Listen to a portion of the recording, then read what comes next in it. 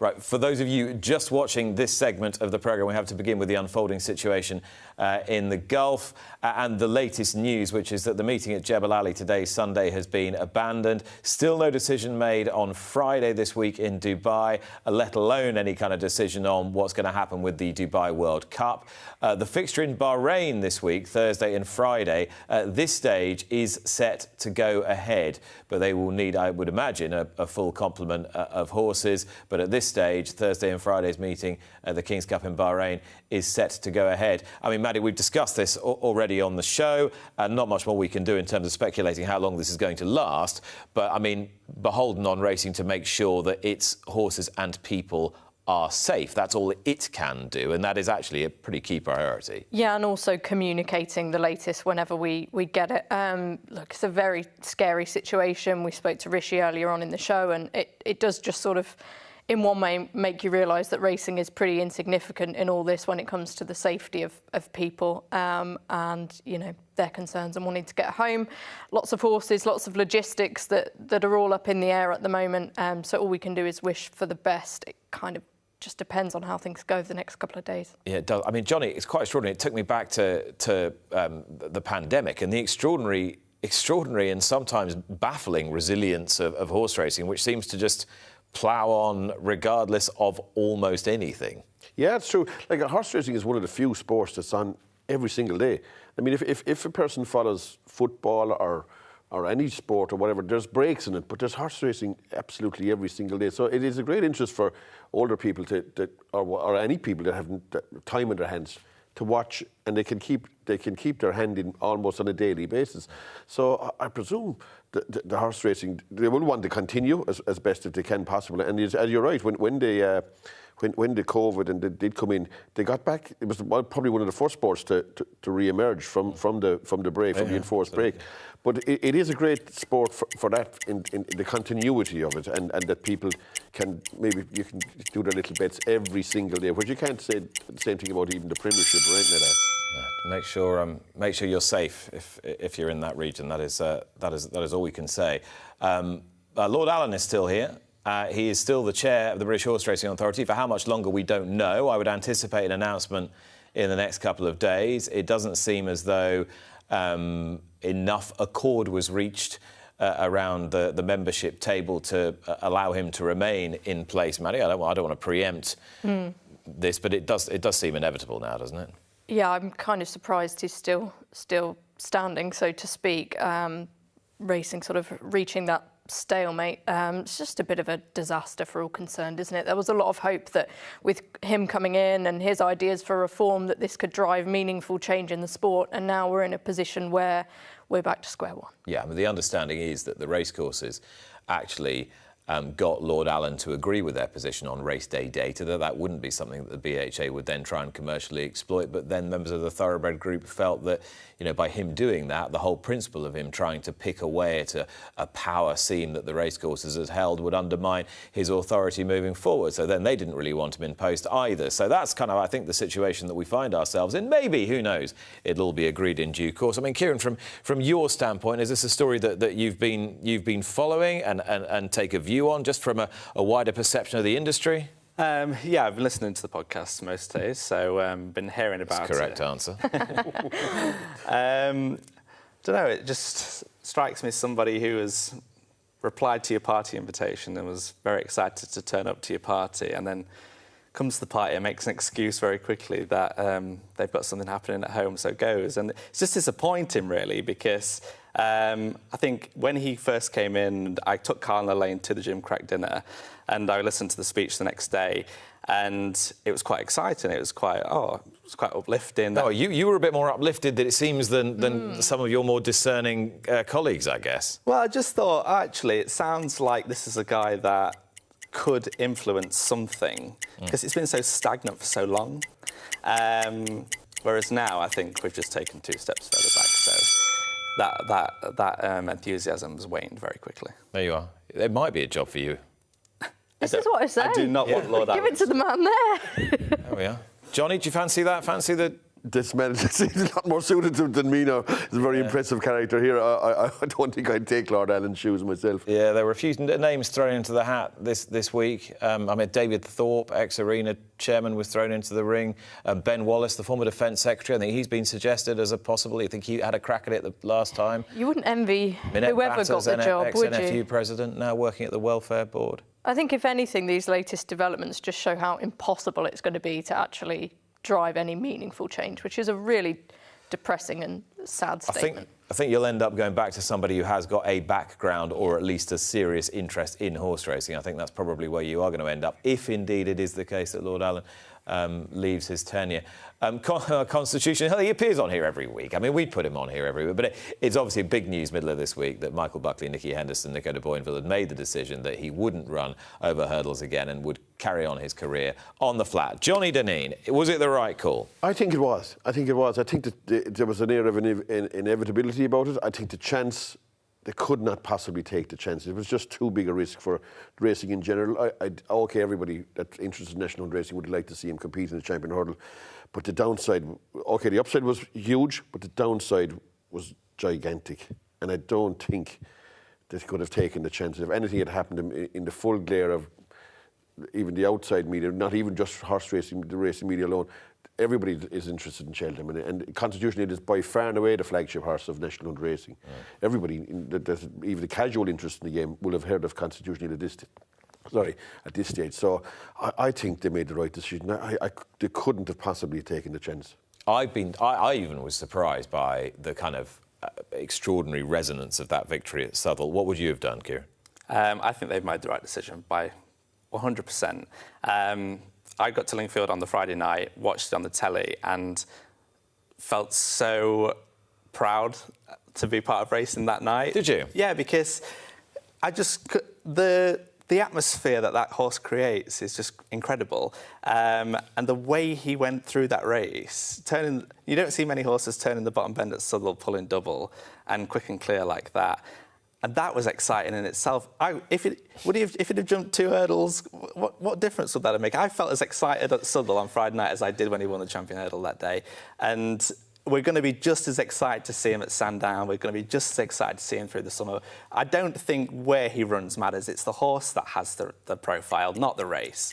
And the horse is a massive part of racing, and I can't wait to see him run on the flat. And what about the idea, Maddie, that by saying I don't want to run him over hurdles, you are in some way admitting that the sport of national hunt racing has an inherent problem, that you're somehow giving grounds to people who would want to see it got rid of? I do understand that. Do you buy that logic or buy that argument? I understand it, because there's risk inherent when you send any horse over a hurdle. But the issue with him is, you know, in an ideal world, all horses are treated the same. And of course, in many ways, they are.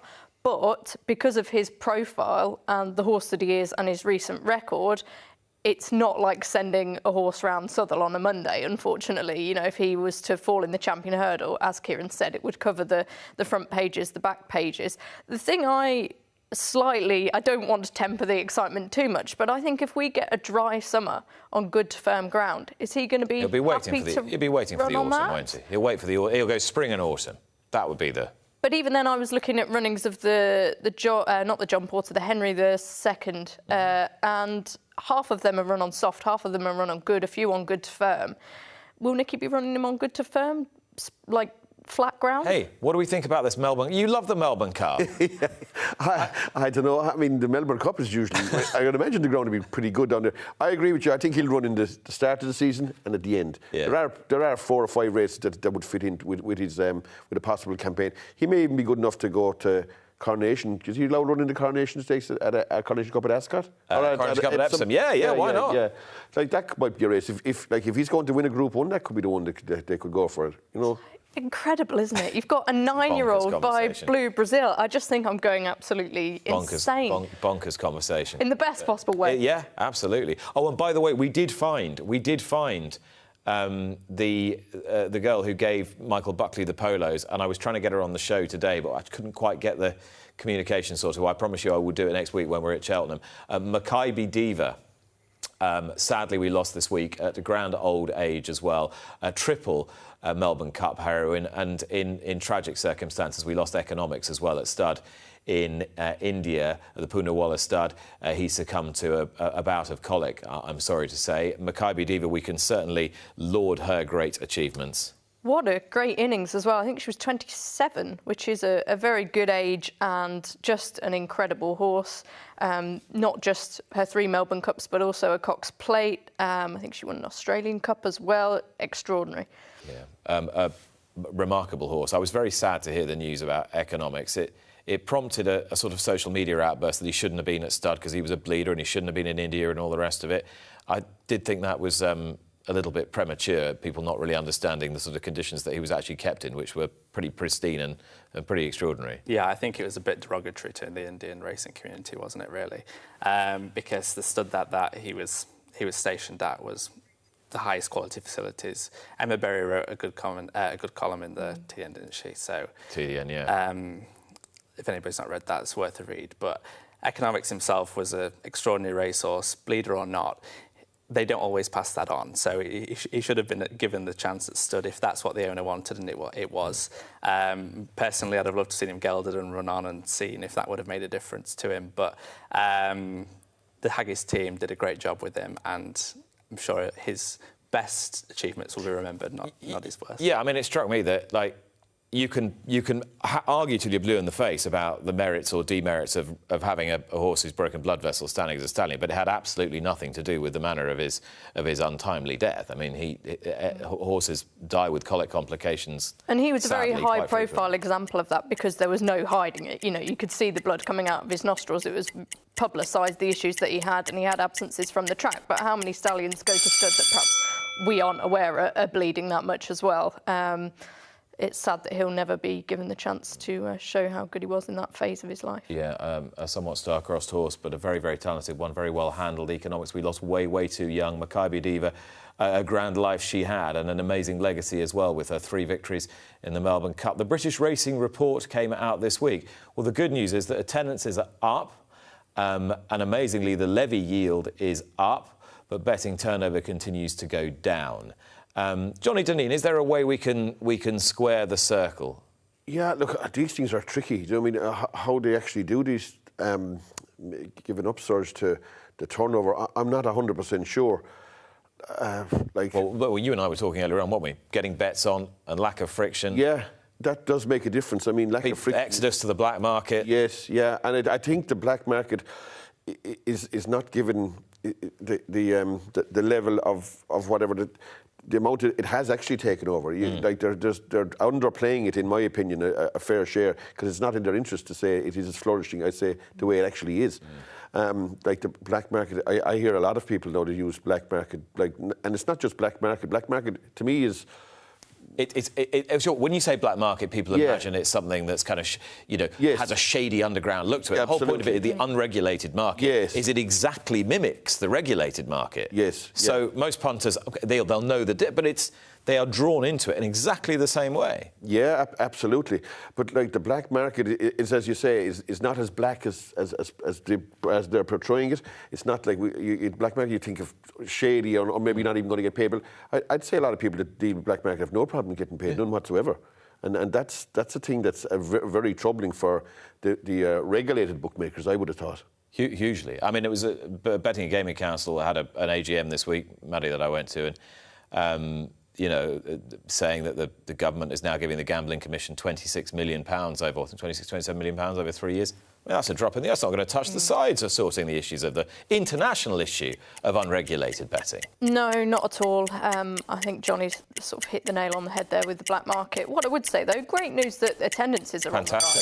On the rise. And that's been a trend we've seen. Great and unexpected news that the levy yield is still holding up well and record prize money next year. Yeah, exactly. It was nice to see some positivity for once in these reports, and we're sort of seeing that reflected on course, aren't we, in the atmosphere that's been brought to the racecourses. Great to see. You're at every big meeting, so you can gauge pretty well the sort of temperature about the place. I think the big meetings do get well supported anyway. Royal Ascot this year, I think, was the biggest. The Saturday especially, that was very, very busy. I think the smaller days they maybe could do a little bit more, get more people through the door. I mean, there's one meeting at Newcastle this year where 10 people paid for a ticket, which was just crazy.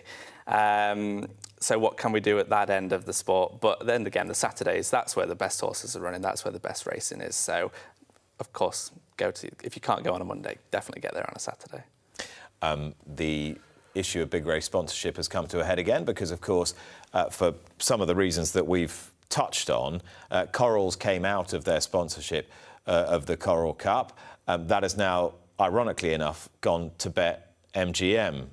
Johnny, I mean, Corals have come out of this because they say that it's all because of the casino gaming tax. Yes. And yet BetMGM, a huge operator in that space, have jumped into it. So they've slightly hold that argument below the waterline. Yeah, I was laughing at that actually the other day when I saw the sponsorship for the old Coral Cup. But I think it's a pity that they've gone to the level of because I can't imagine that sponsoring a race is going to make a whole pile of difference to groups like Coral. I mean, it's pretty minimal investment in as regards the whole business model, I would have thought. I mean, it's obviously sending a message that, okay, if... Well, it's giving racing a bloody nose, isn't it? Yeah, exactly. If you're not going to play ball, but that we ain't going to play ball with the sponsorship either. So, but it's a pity because it's a pity even for MGM because for me that race will always be known as the Coral Cup, and and anyone that follows in like the Hennessy. You know, it's a real poison challenge taking over the sponsorship because, okay, Ladbrokes probably haven't done a bad job in the Ladbrokes. It's almost got over to the side of people calling it the Ladbrokes Gold Cup in Newbury. But to me, to older people anyway, it'll always be the Hennessy. It's very hard to get rid of those old sponsorship like the Mackeson and all them. The older people always think of those races as no matter who sponsors it.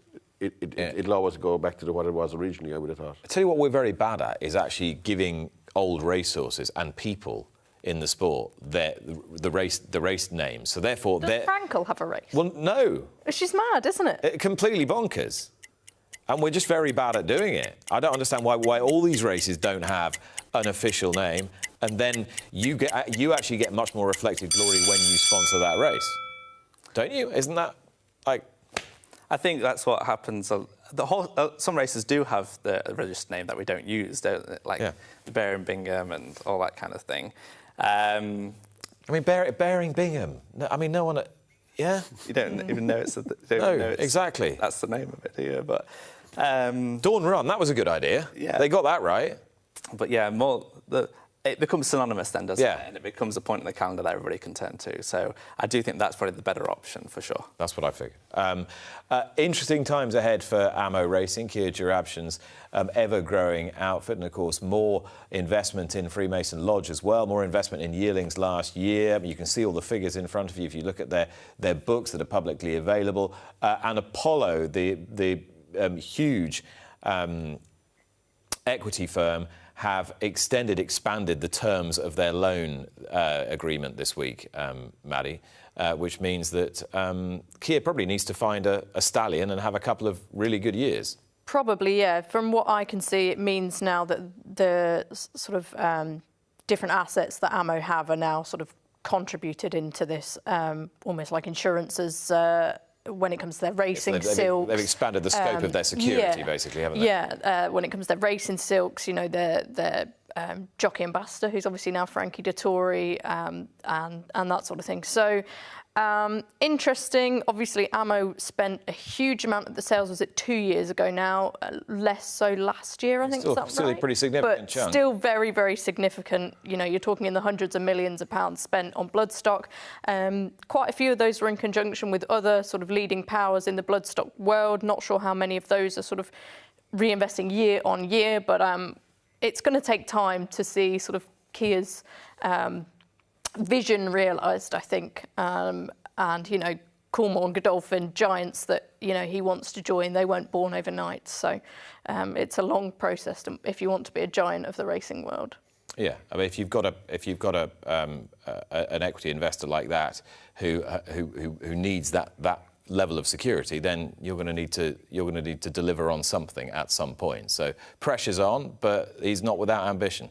No, and I think he did well by obviously spread his horses around to lots of different trainers, but is now pulling them significantly more back with Kevin Philippard de Foy. We still have a few horses for him at Spigot Lodge, so hopefully one of those can turn out to be his next stallion. That's the aim. Absolutely. All right, those are this week's talking points.